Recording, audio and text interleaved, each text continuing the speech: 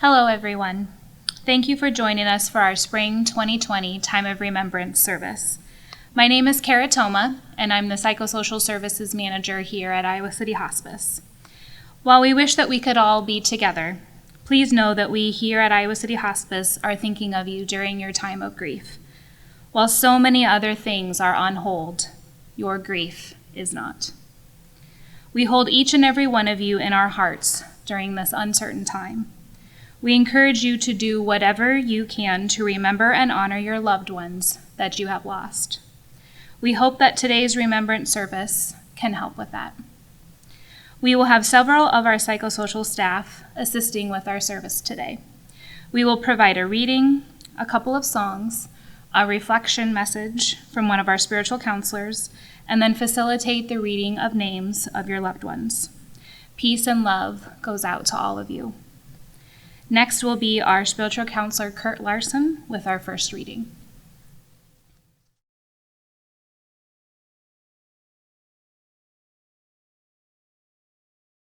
My name is Kurt Larson. I'm one of the spiritual counselors here at Iowa City Hospice, and I want to share a poem that talks about the significance of this wreath.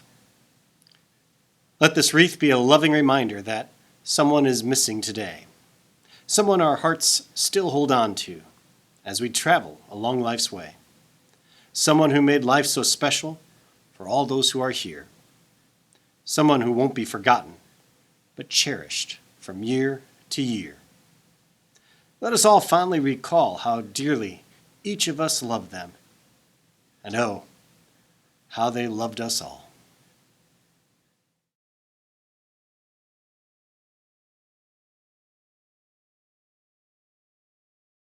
My name is Emmy Shaver, and I'm one of the music therapists.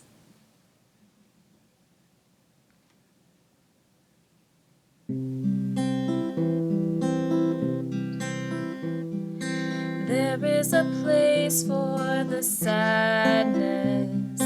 Hold on to love. There is a season of gladness.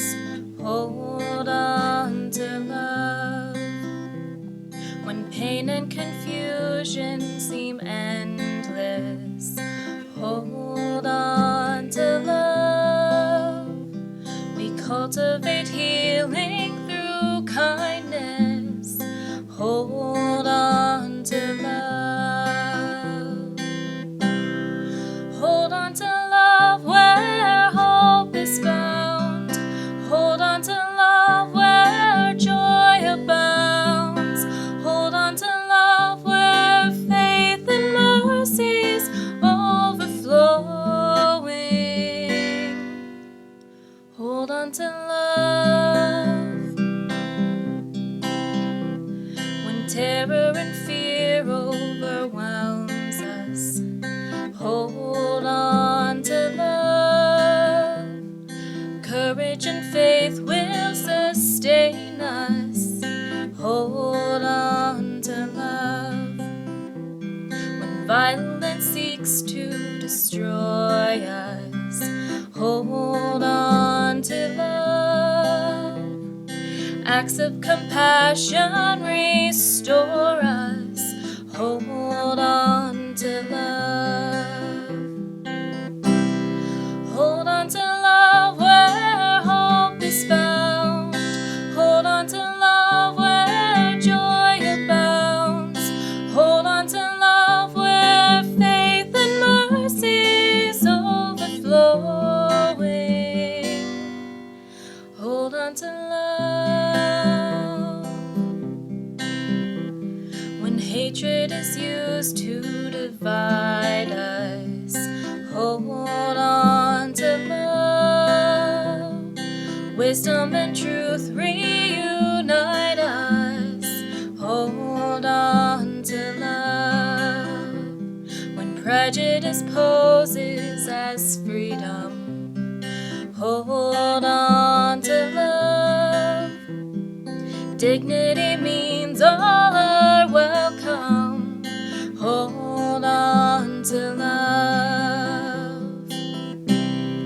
Hold on to love where hope is found.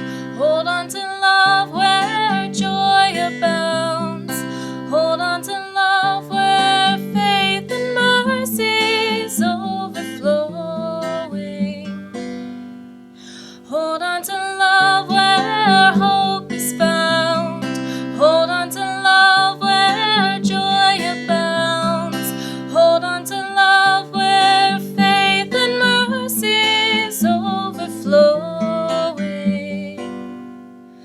hold on to love,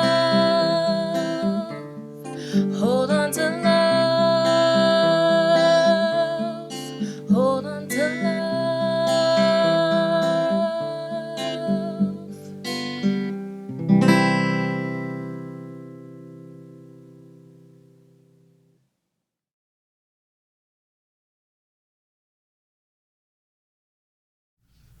I'm Maury Campbell. I am one of the spiritual counselors at Iowa City Hospice.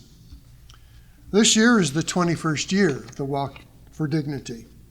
And the walk brings together family and friends of those who have experienced the services of Iowa City Hospice. It brings the board of directors of Iowa City Hospice, the Iowa City Hospice staff members and volunteers, and those in the community who support the end-of-life care Iowa City Hospice so amazingly provides.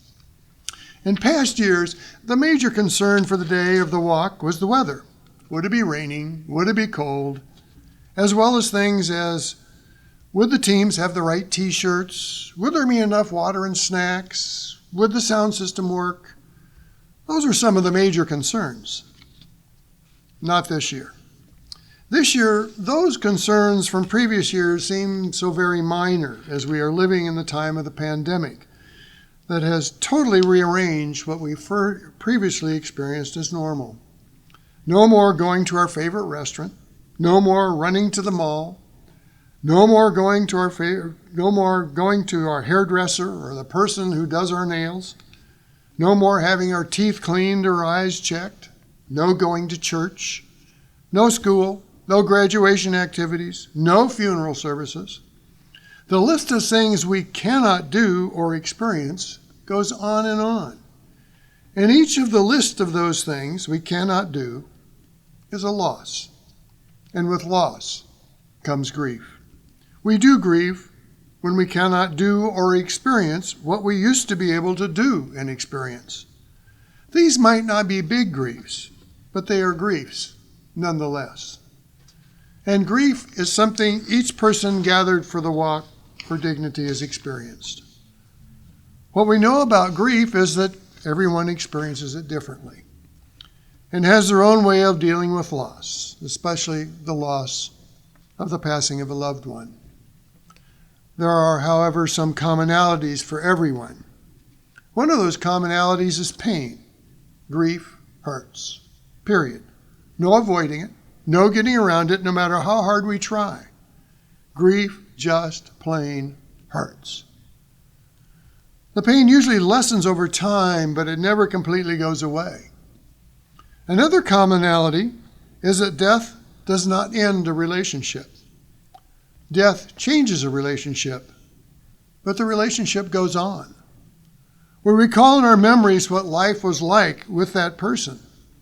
We think about what we have said we wished we hadn't, or what we wished we'd said we didn't. Often we feel anger for that person leaving us. How many of you have talked to your loved one who has died? It's okay. Most people do, whether they admit it or not. We stay connected with those we love who have passed.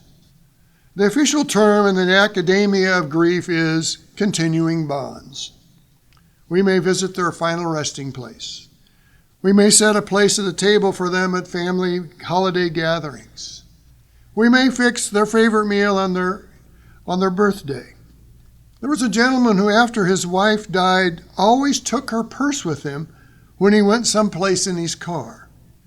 It was his way of continuing to experience his bond with his wife.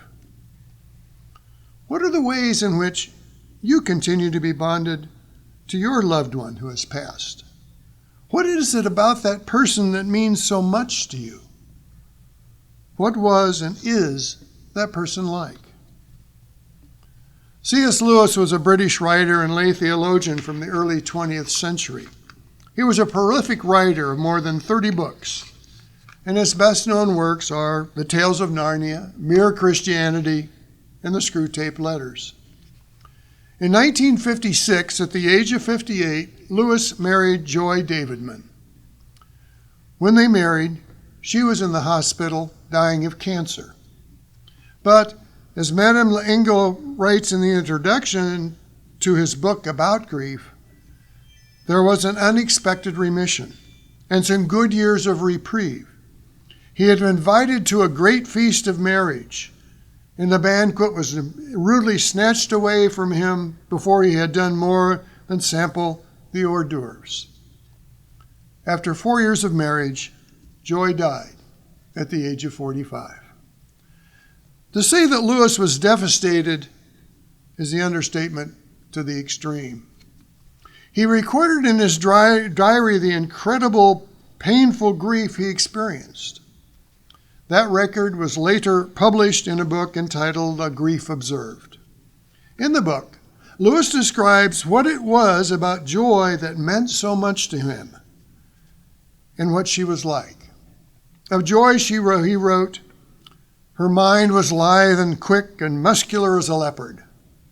Passion, tenderness, and pain were equally unable to disarm it. It scented the first wisp of cant and slush, then sprang and knocked you over before you knew what was happening. How many bubbles of mine she pricked. I soon learned not to talk rot to her unless I did it for the sheer pleasure." And there's another red-hot jab of being exposed and laughed at. "I was never less silly than as Joy's lover." Again, what are the ways in which you continue to be bonded with your loved one who has passed? What is it about that person that means so much to you? What was and is that person like? The answers are as diverse as each person participating in this virtual walk for dignity. But the one common thread that is so apparent when C.S. Lewis speaks of Joy is the depth of love he had for her. He doesn't use the word, but the bond of love he felt jumps off the pages. Is love not what continues to create the bond to those whose names are read and whose lives we remember today? A spouse, a sister, a brother, a mother, a father, a family member, an in-law, a friend. Is it not what continues to bond all of us to those we love and who have gone from the world? The 13th chapter of 1 Corinthians of the Christian Bible is known as the love chapter. It says, "Love is patient. Love is kind. Love is not envious or boastful or arrogant or rude. It does not insist on its own way. It is not irritable or resentful. It does not rejoice in wrongdoing, but rejoices in the truth. It bears all things, believes all things, hopes all things, endures all things." Love never ends. And now faith, hope, and love abide, these three. But the greatest of these is love. Love never ends. May the bond of love continue with you and your loved ones always.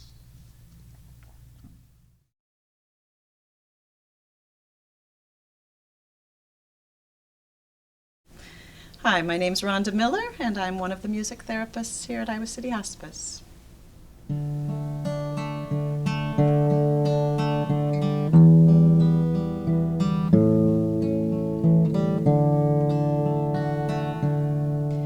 In the bowl there is a flower, in the seed an apple tree, in cocoons a hidden promise, butterflies will soon be free. In the cold and snow of winter there's a spring that waits to be unrevealed until its season, something we with time will see.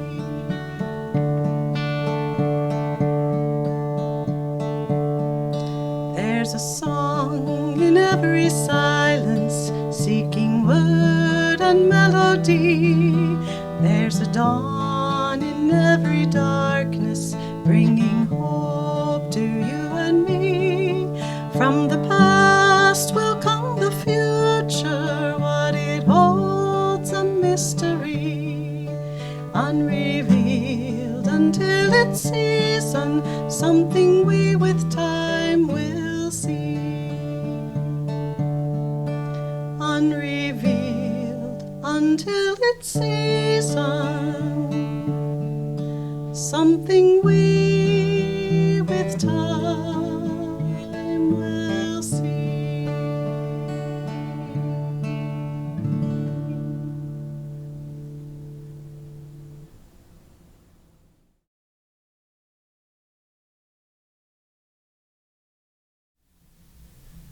My name is Julie Backenstedt, and I am a bereavement counselor with Iowa City Hospice. And now we will have a reading of the names. Are you ready? Tom Anderson, James Merrill Onke, Corinne Ashby, William and Levon Blair, Levon Bonnie Boldman, Luann Bowling,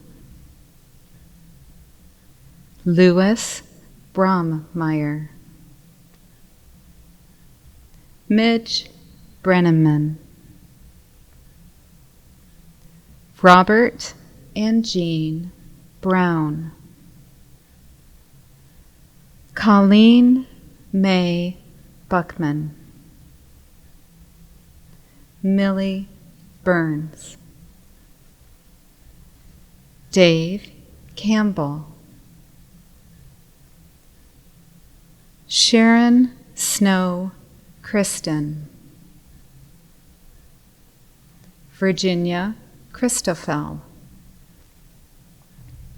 Jim Clayton,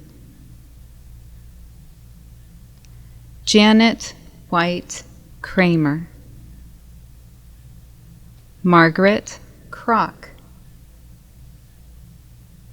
Kevin DeVore, Mike DeVore, Viola Dola, Viola Dotson, Bob Douglas, John Flansha, Dale Garing, Diane Gibson, Mary Jane Griswold, David Hacker, Glenn Leroy Hansen, Bonnie Hazelbush, Mary Hoyer, Jeff Hudson, Natalie Jennings, Via Johnson, Judy Johnson, Timothy Keller,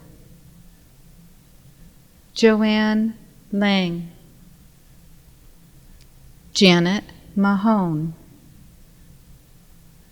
George Marple, William A. Mathis, Lois Melliker, Linda Messer, Ron Milder, Chip Miller, Jeff Nehring, Richard Oberman, Charles Ray Owen, Randy Owens, Judy Pearson, Lois Plank, Walter Prem, Janet Prem Tudor, John Raffensperger, Raymond and Wava Reshley, Betty Romine, David Salisbury, John Schultz, John Schwartz, Jim and Mary Searles, John Scott Sugar, George Smith, Wesley Smith, Clarence Tharp, Brad Tolsma, Carol Ungerer, Raymond W. Vensky, Pat Webb, Virginia Williams, Gary Whitmer, Merrill Woosley, Reva Wyant. And we take a moment to remember in our hearts those loved ones whose names may not have been mentioned.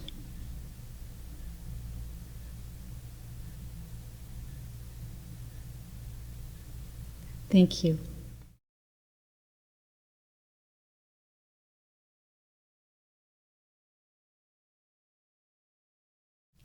Thank you for joining us today for our Spring 2020 Time of Remembrance service. We will close with the reading titled, Remember Me.